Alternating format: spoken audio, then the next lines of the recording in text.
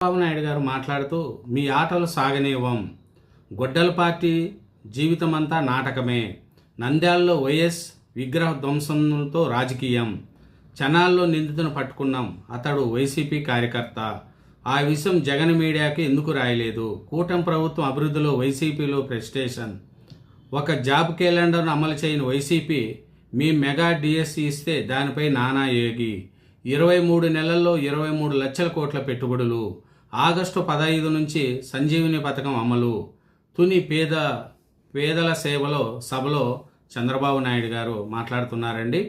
పింఛను డబ్బులు ఇంటింటికి వెళ్ళి స్వయంగా ఇస్తే ఆ ఆనందం వేరు. నేను కూడా బటన్ నొక్కి పింఛను డబ్బులు ఇవ్వచ్చు.